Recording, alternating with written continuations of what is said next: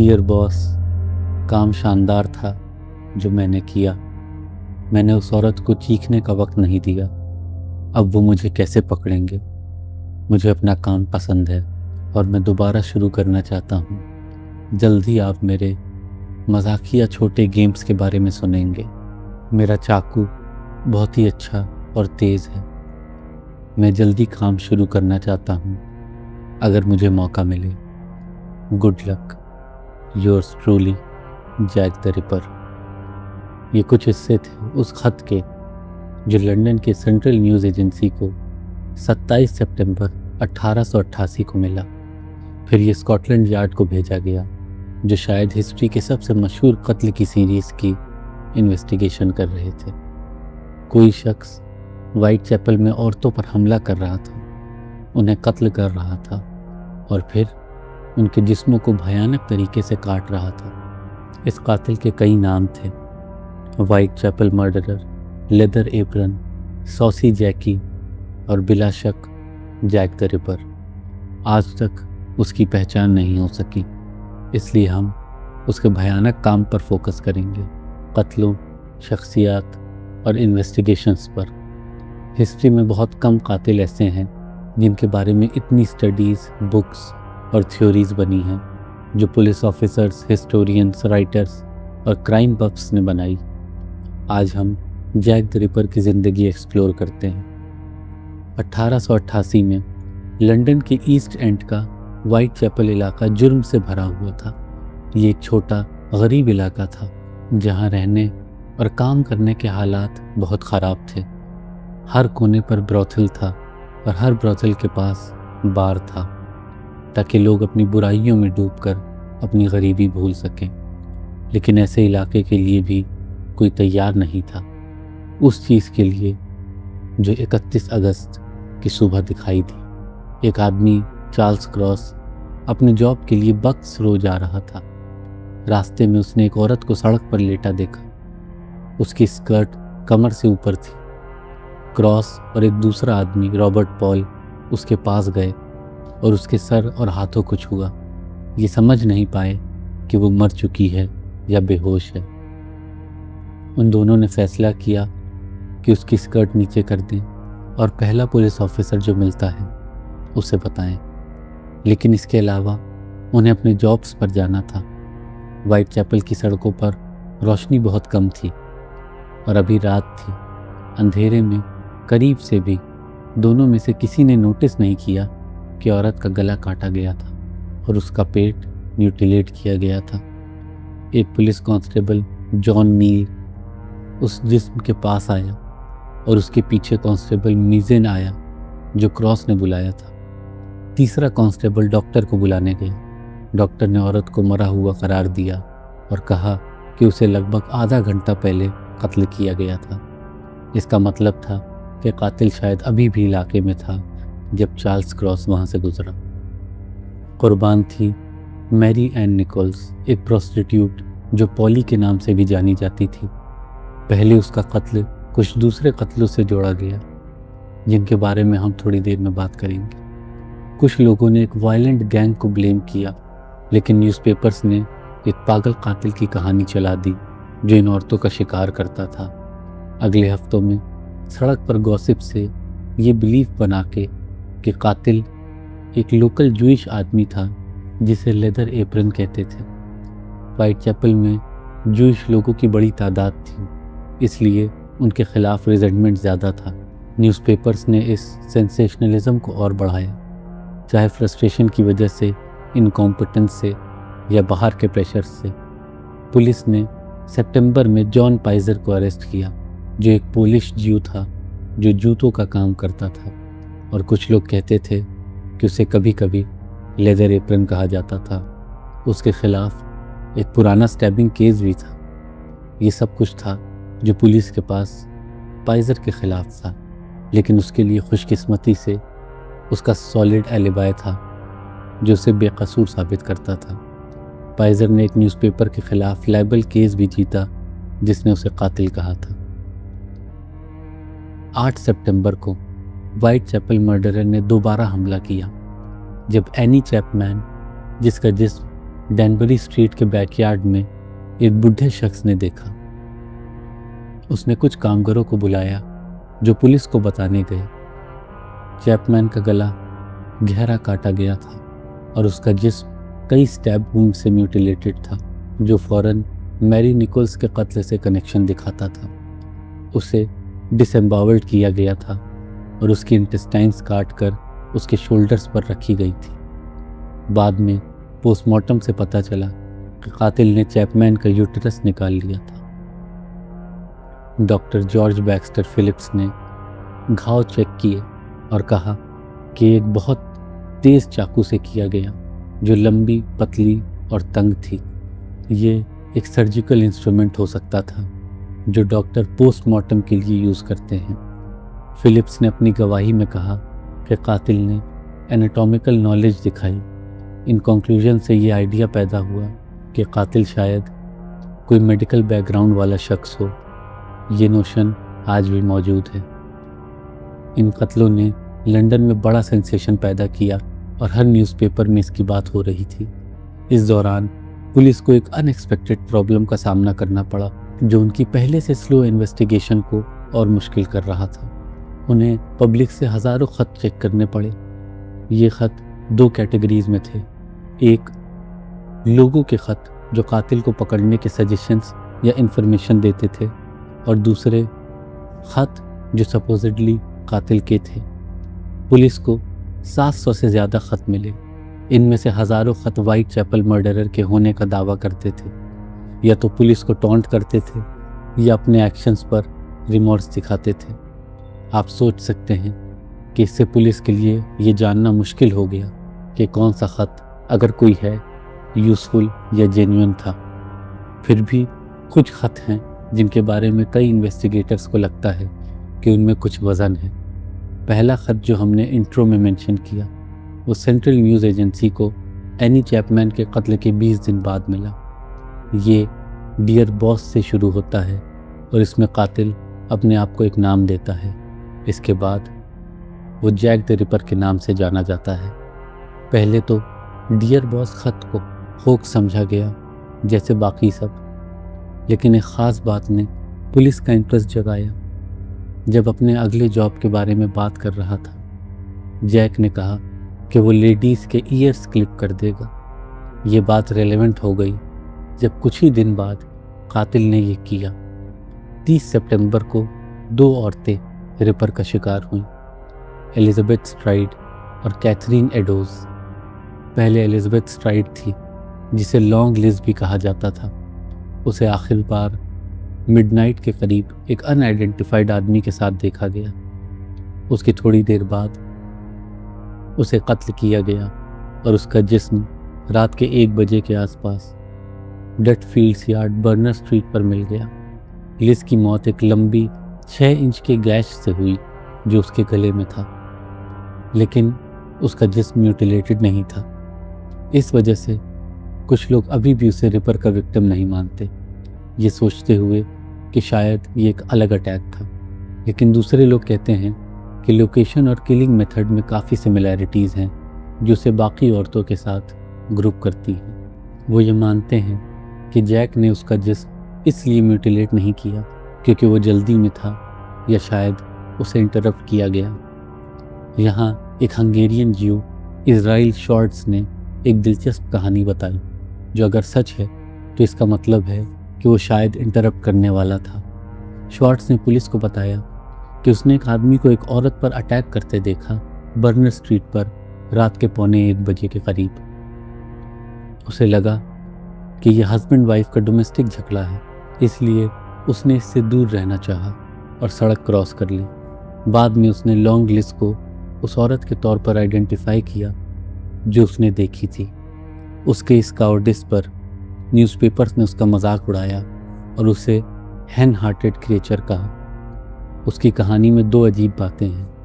पहली, शॉर्ट्स ने कहा कि वहाँ एक दूसरा आदमी भी था जो पाइप पी रहा था। दूसरा, उसने कहा कि अटैकर ने उसे देखा और उस पर कुछ चिल्ला कर कहा। शॉर्ट्स को लगा कि ये शब्द लिप्स्की था, जो एक स्लर था और इज़राइल लिप्स्की का रेफरेंस था।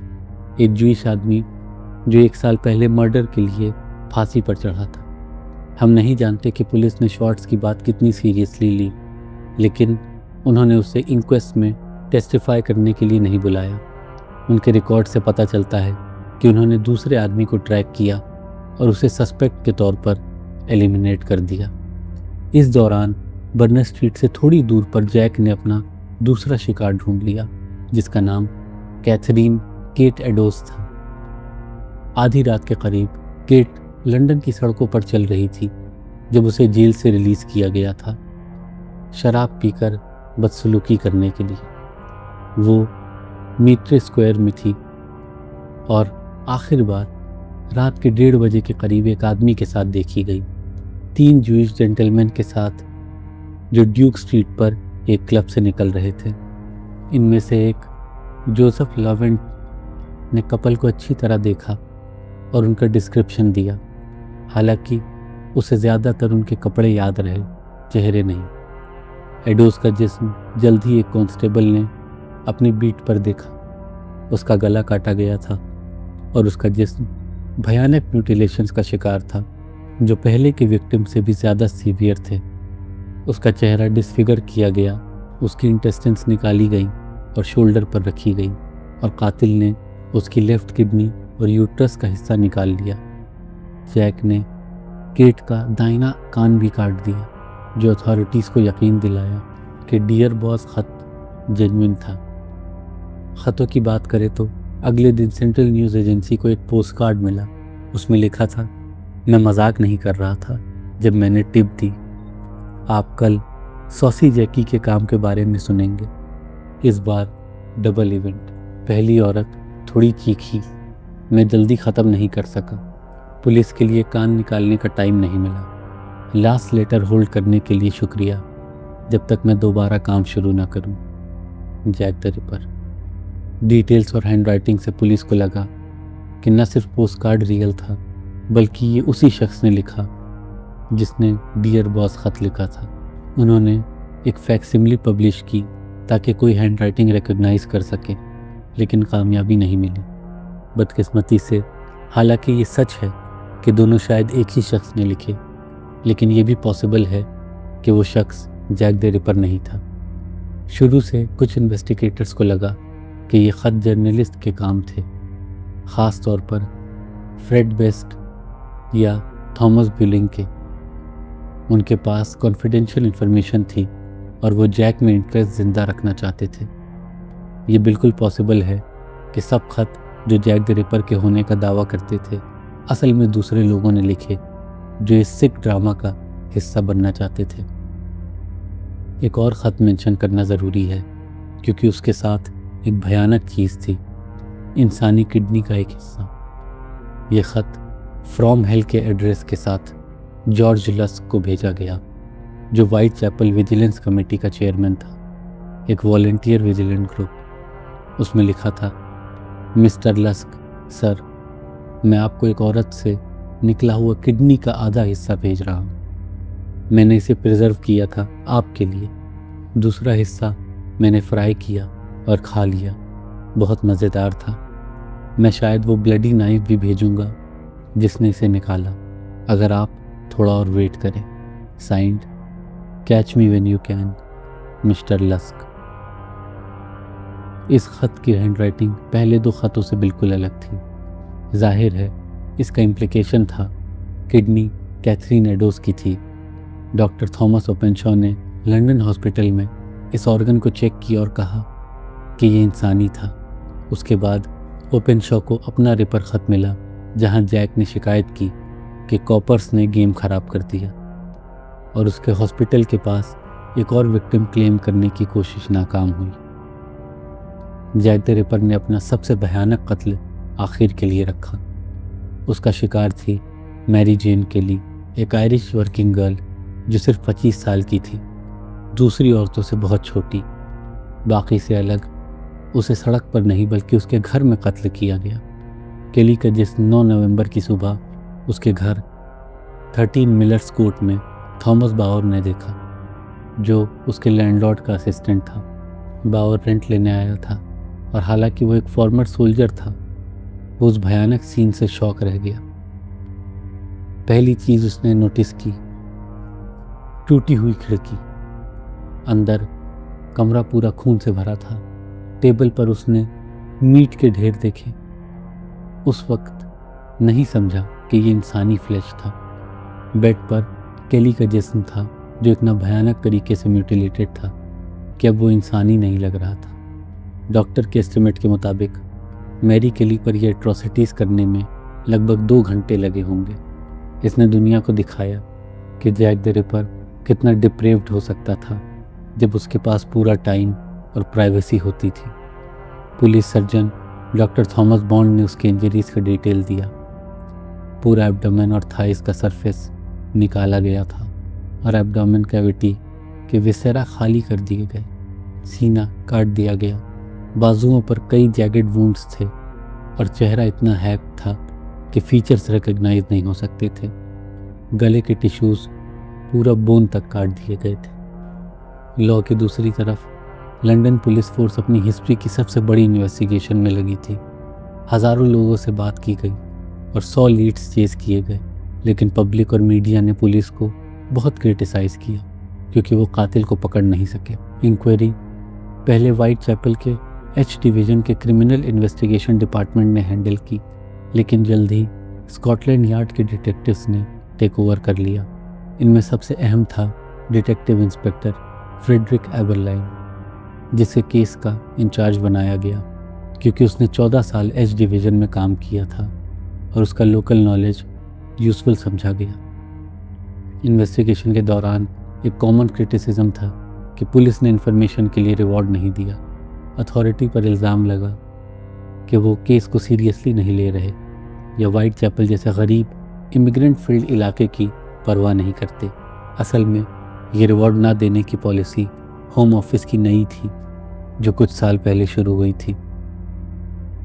अगर आप ये वीडियो देख रहे हैं तो आप शायद जानते हैं कि पुलिस ने जैक द रिपर को कभी नहीं पकड़ा। फिर भी इन्वेस्टिगेशन के 2 इंटरेस्टिंग मोमेंट्स हैं जो डिस्कस करने के काबिल है। पहला है सर्जन थॉमस बॉन्ड का रिपोर्ट। उससे कातिल के मेडिकल नॉलेज के बारे में पूछा गया, लेकिन बॉन्ड ने एक 11 पॉइंट ऐसे लिखा जो कभी कभी फर्स्ट एवर क्रिमिनल प्रोफाइल के तौर पर देखा जाता है। अजीब बात यह है कि बॉन्ड ने डॉक्टर फिलिप के इस क्लेम से सख्त इख्तिलाफ किया कि जैक द रिपर के पास मेडिकल बैकग्राउंड था। उसे लगा कि कातिल के पास बुचर या हॉर्स स्लॉटर का टेक्निकल नॉलेज भी नहीं था। बॉन्ड को कोई शक नहीं था कि ये 5 औरतें एक ही हाथ से मारी गई थीं। उसने कहा कि Jack the Ripper cool, daring, middle aged, quite, respectably dressed और इनऑफेंसिव लुकिंग था। उसे लगा कि कातिल क्लोक या ओवरकोट पहनता था ताकि कत्लों के बाद खून के दाग छुपा सके। बॉन्ड ने कहा कि हर केस में म्यूटिलेशन जैक का मेन गोल था। दूसरा मोमेंट एक क्लू के बारे में है जो जैक द रिपर ने कत्ल के बाद छोड़ा। कैथरीन एडोस के कत्ल के बाद उसने उसका एप्रन लिया। पुलिस ने बाद में ये खूनी कपड़ा गॉल्स्टन स्ट्रीट के एक स्टेयरवेल में पाया। इसके ऊपर चौक से लिखा हुआ ग्रेफिटी थी जो कहता था, the Juwes are the men that will not be blame for nothing. Police ने इसे देखा, कॉपी किया और पुलिस कमिश्नर चार्ल्स वॉरेन के ऑर्डर पर इसे साफ कर दिया। उस वक्त रेशियल टेंशन बहुत हाई थी और उन्हें डर था कि ये टेक्स्ट वायलेंट राइट्स स्पार्क कर सकता है। ये 5 मरी हुई औरतें जिनका हमने जिक्र किया, रिपरोलॉजिस्ट के मुताबिक कैनोनिकल 5 कहलाती हैं और जनरली जैक के सिर्फ विक्टिम्स में मानी जाती हैं। लेकिन रिपर से रिलेटेड हर चीज़ में अनसर्टेनिटी की वजह से ये सरप्राइजिंग नहीं कि लोग सोचते हैं कि उसने और भी कत्ल किए होंगे। पहले मैरी निकोल से पहले वाइट चैपल में 2 कत्ल हुए। पहली विक्टिम थी एमा स्मिथ और दूसरी मार्था टैब्रम। स्मिथ अपने अटैक के बाद थोड़ी देर तक जिंदा रही और पुलिस को बताया कि उस पर 2 या 3 लोगों ने हमला किया, इसलिए ज़्यादा चांसेस हैं कि वो गैंग वायलेंस का शिकार हुई। लेकिन टैब्रम 39 बार स्टैब होने के बाद मरी। उसका कत्ल जैक द रिपर जैसा विशेष था, लेकिन इन्वेस्टिगेटर्स को यकीन था कि ये अनरिलेटेड था क्योंकि उसका गला नहीं काटा गया। और उसे म्यूटिलेट नहीं किया गया था। 1888 और 1889 में 4 और सस्पिशियस डेथ हुई जो वाइट चैपल मर्डर्स में शामिल किए गए, लेकिन वो अनरिलेटेड समझे गए क्योंकि उनमें रिपर जैसी सैवेज डिस्फिगरमेंट नहीं थी। जैक द रिपर कौन था? ये $1 मिलियन क्वेश्चन है और हिस्टोरियंस, स्कॉलर्स, क्रिमिनोलॉजिस्ट, ऑथर्स और पुलिस ऑफिसर्स ने 100 से ज़्यादा सस्पेक्ट सजेस्ट किए हैं। इंस्पेक्टर एबरलेन को जॉर्ज चैपमैन पर बहुत शक था, एक पोलिश इमिग्रेंट और कन्विक्टेड सीरियल किलर जो 3 पॉइजनिंग्स के लिए फांसी पर चढ़ा। चैपमैन, जिसका असली नाम सेवरिन क्लोवस्की था, उसके पास थोड़ी सर्जिकल नॉलेज थी और वो लंदन में किलिंग स्प्री शुरू होने से पहले आया। वो 1891 में अमेरिका चला गया जब कत्ल रुक गए। एक और convicted serial killer doctor Thomas Neill Cream भी सस्पेक्ट था। वो भी पॉइजनर था और रिकॉर्ड्स के मुताबिक किलिंग स्प्री के दौरान वो अमेरिका में जेल में था। सब एविडेंस क्रीम को सस्पेक्ट के तौर पर डिसमिस करते हैं, लेकिन वो पॉपुलर चॉइस है सिर्फ इस कहानी की वजह से कि जब उसे फांसी दी जा रही थी उसके आखिरी लफ्ज़ आई एम जैक थे। एक ज़्यादा प्लॉजिबल सस्पेक्ट था एरन कोमिंस्की, एक जूइश बार्बर जो 1880 के शुरू में कांग्रेस पोलैंड से आया। उसे उस दौर के कई अथॉरिटीज़ ने स्ट्रॉन्ग कैंडिडेट माना। Sir Melville Macnaghten, assistant commissioner of London Metropolitan Police, ने लिखा कि कोमिंस्की के पास स्ट्रॉन्ग होमिसाइडल टेंडेंसीज थी और वो औरतों, ख़ास तौर पर प्रोस्टिट्यूट क्लास से नफरत करता था। चीफ इंस्पेक्टर डोनाल्ड स्वानसन ने लिखा कि एक विटनेस जिसने रिपर का चेहरा अच्छी तरह देखा, उसने टेस्टिफाई से इनकार किया क्योंकि दोनों जूइश थे। मॉडर्न साइंस ने शायद मदद की जब जर्नल ऑफ फॉरेंसिक साइंसेस में एक पेपर पब्लिश हुआ जिसने बोल्डली क्लेम किया कि एरन कोमिंस्की जैक द रिपर था बेस्ड ऑन डीएनए। ऑथर्स ने कहा कि कैथरीन एडोस के शॉल से सीमन सैंपल मिला, कोमिंस्की के लिविंग रिलेटिव से डीएनए मैच करता था, लेकिन ये स्टडी दूसरे साइंटिस्ट ने बहुत क्रिटिसाइज की क्योंकि इसमें कई फॉल्ट्स थे। शॉल की ऑथेंटिसिटी भी डाउटफुल है। 1888 का ओरिजिनल इन्वेंट्री 30 से ज़्यादा आइटम्स लिस्ट करता है जो एडोस के पास थे जब उसका कत्ल हुआ, लेकिन उसमें शॉल नहीं था। इसलिए कोमिंस्की टॉप सस्पेक्ट्स में है, लेकिन मैटर अभी सेटल नहीं हुआ। उसी मेमोरेंडम में मैकनाटन ने मॉन्टेग्यू ड्रूइट को अपना फेवर्ड सस्पेक्ट कहा। उसने कहा कि ड्रूइट सेक्सुअली इंसेन था और उसके अपने फैमिली ने भी उसे रिपर सस्पेक्ट किया।